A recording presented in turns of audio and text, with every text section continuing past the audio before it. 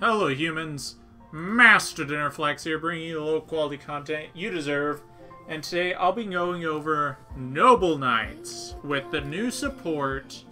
I'm not gonna lie, every single new Noble Knight card they gave is usable. Like, it's weird. I've never seen a wave of support, especially not the first wave, that every single card is just good. Like, it's insane. Every single new card they released is in this deck, just because of how... I don't know how to explain it. It's crazy. Like, people were like, oh my gosh, the Omni Negate doesn't destroy the card, even though you're mostly negating spells and traps which go to the grave anyway. It's like, this card, they're so underestimated. And, like, yeah, it's funny. Like, how... I don't know how powerful Noble Knights will be after this. Maybe someone will shock us and do very well with it. But let's get into it. So, the best one is still Madrat. That hasn't changed. But to go with Madrat, we now have three Noble Knight Lion. And what Lion does is, he's a Madrat, but instead of summoning from the deck, he summons a Noble Knight token to get you into your Isolde anyways. Now, if you had to choose a starter, you're better off with Madrat, but this one plays around Ash Blossom, which is really important.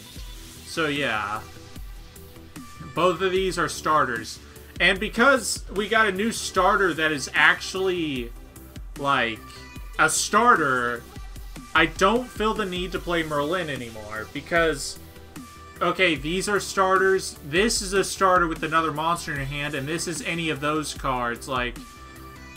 so the only thing Merlin was a Lone Fire Blossom, and you're already very consistent deck. Like, the reason this is a pure version and not the dark version is because I got tired of bricking on these stupid fucking Iblis and Maliciouses, and I was like, you know what, no, I'll just play pure Noble Knights, see what they can do without it. And it's really weird how they play without it, but it's pretty cool. So... Brothers, ever since Isolde, you need to max out on this. You gotta play triple. You just cycle, you put your whole deck, just put your whole graveyard back in your deck and draw a card, and you do it over and over and over and over and over again. And you're trying to draw into hand traps with this card. And yeah, it's just insane. Like, I think the normal first turn play is a big king with a protected Isolde. Not a big king, but a regular king with a protected Isolde, which is really important. But sometimes in those fields, you can end with an extra brothers, which is another draw during that phase, which is really cool. So we got Triple Custodin, or as I like to call him, Noble Knight Custard. He's a free, just like... I can't remember the name of the other one, but you can summon it if you control a normal. This one's just a better version of that because it gives you a normal summon. And you don't have to be playing... Like, the Lion dude isn't a normal monster at all. Brothers isn't a normal monster at all. Boars, it is when unequipped. And Dryston isn't a normal monster at all. So all you need to do is, like, play your deck to summon them, which is, in a way, easier than the other dude, which I can't remember his name. He has the big chin. But yeah, this is just a better version of that, and then giving you an extra normal summon is very powerful. And then we got Boars, which is super important.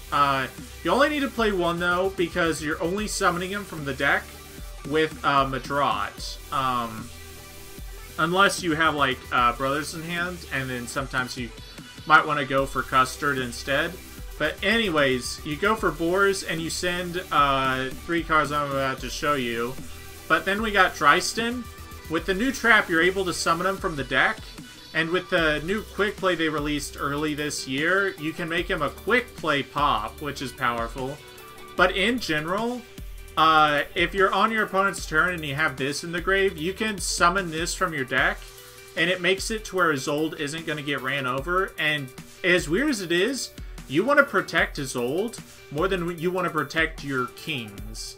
Because your kings are cool and all, but for the most part, you could remake kings over and over again. But if you leave that Isolde up, it gives you an extra body next turn. So it's like, sometimes you want to protect Isolde, and its effect to protect against certain attacks is actually kind of powerful for doing that. And not to mention, it just pops cards, it outs cards. And it's better than the new one, because this one hits floodgates, which is super, super important. Because you can really lose to, like, mistake and just random crap like that. Anti-spell especially. It just, like, it's really important to, have an out to stupid cards like that. And yeah, that's basically it. And one Gwennifer, she's only in here because you can dump her with boars, but having an equipped spell every turn that you don't have to draw is also powerful. And then we got Morgan and Morgan and Morgan, and this card's pretty insane. I don't need to explain this, you guys already know what it does if you've seen the new support. It's just nuts. Like, the card is nuts. And then 3 Ash Blossom, because it's another negate you want to try to draw into if you don't try and draw into Morgan. But if you draw both of these at the end of your combo, it's nearly impossible to lose. And then Glory of the Noble Knights. This just is any equipped spell in your deck to a monster, which is really good. It's another consistency card for this consistency card, which people said it's Rhoda, but it's more comparable to Toon Table of Contents because it adds any spell or trap or any Noble Knight monster. Like, it says Noble Arms card, so that includes Gwyn, and that includes the trap. Now, I don't really... I'll explain why I play only one of the trap, but we got 2 Excalibur, and this is... So what you send with boars is the trap, Gwyn, and one of these, because its graveyard effect is actually really powerful in this deck, because you're not going the big king turn 1. You're usually going into regular king or Custonin sometimes. It all depends. Sometimes you go into Custonin. But yeah, this is really important. And we got 2 Caliburn and 2 Gallatin. I think the second Gallatin could be a Destiny and it have the same effect. But I like Gallatin just because it lets you beat over stupid monsters like Inspector Border or any just stupid garbage that's giving you trouble. So I actually really like this card. And I like drawing it, which is the thing. Like, Destiny's cool to draw, but it has better applications if it's in the deck for Glory, so you can play around hand traps. And 1 Clarent, this card's insane, because it turns any of your guys into Nightmare Shark at the cost of 500, which your deck gains life for some reason. This card's insane. I actually think it's one of my favorite ones in here, just because you can just randomly steal a game from your opponent. They have this established board, and you're like, alright, summon Big King, equip with this, attack for game, and it's just like... I've had a situation where I did 3,800 direct attack with this. This card's nuts. I really like it. And 1 Arfadur. It's not even like a good one. It's just a good one against your opponent. And because of that, I think you really need it. And besides, you need you need different names for Isolde in the first place. And this card's just very good at being a different name and being a way to deal with sets. Very good. 2 Call the Haunted. You want... Okay, I said Call the Haunted. Called by the Grave, because you want your plays to go through. Rhoda, no Soul Charge, no Last Chapter, no Reborn, because those cards only work if you're losing, and you should not have cards in your deck that help you when you're losing. You should have cards in your deck that get you to where you're winning or help you when you're winning. So I just cut all of those for more consistency cards. And then finally, 1 Trap, because I don't really use it for that duality effect. I use it more for just like a Trickstar Reincarnation to summon from the deck, which is actually really powerful.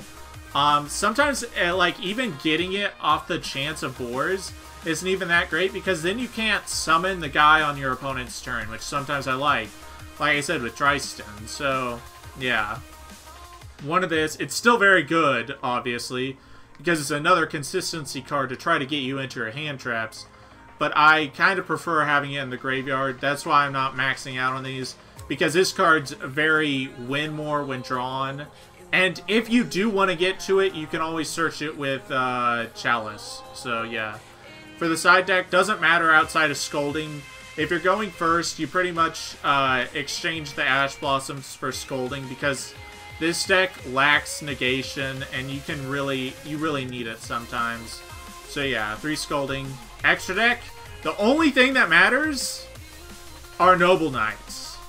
These 5 cards, I've never made once, and I've never needed to make once. Because, oh, these cards are for when you get cherries. And these cards are, I've never made them. I've never needed to make Exoton. Usually way above my opponent in cards because I'm playing a bunch of equip spells that equip from the graveyard. Dweller, I mean, this one's probably the best one, and there's probably going to be a scenario where I need to make it. But, like, I've made 3 of this before. I don't think I've actually made 3 of this before, but, like, the extra deck doesn't matter. Like, if it's not a Noble Knight, you're probably not making it. Unless you're under cherries.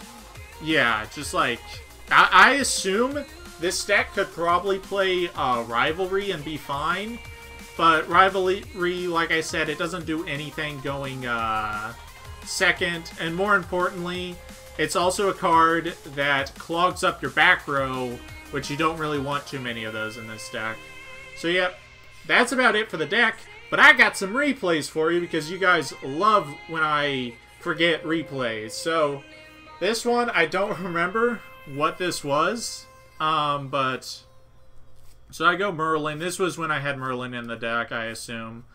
So yeah, I'll just let you watch this. It's pretty basic.